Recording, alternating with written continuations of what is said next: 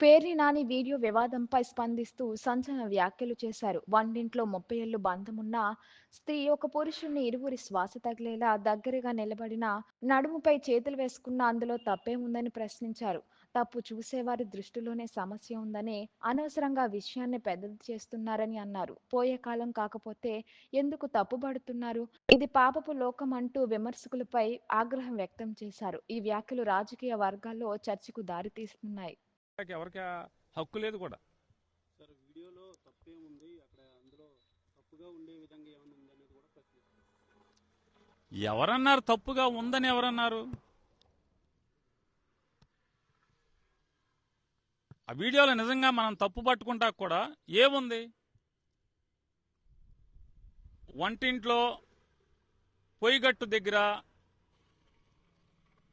30 ఏళ్ల బంధం ఉన్నటువంటి 30 సంవత్సరాలుగా అవినావ బంధాలు ఉన్నటువంటి వారు, ఒక స్త్రీ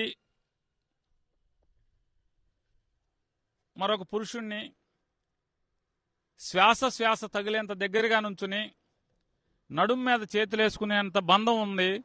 దాన్ని తప్పు ఎవరు పడతారు? పోయే కాలం కాకపోతే ఎందుకే మీరు తప్పులు పడతారు? అసలు పాపపు లోకం ఇది, ఎందుకు తప్పులు పడతారు? పాపం కదా అది, తప్పు కదా. తప్పేంటి? 30 ఏళ్ల బంధం ఉంది. 30 ఏళ్ల బంధం ఉన్నప్పుడు రాకపోకలు ఉన్నాయి. రాకపోకలు ఉన్నప్పుడు శ్వాస తగిలేంత దగ్గరలో నుంచుని నడుం చుట్టూ చేతులేసి పట్టుకుంటే దాన్ని తప్పుగా పడతారు. పోయే కాలం కాకపోతే ఎందుకయ్యే పిదబుద్ధులు పిదప ఆలోచనలు మీకని? నేను కూడా తప్పే అంటున్నాను.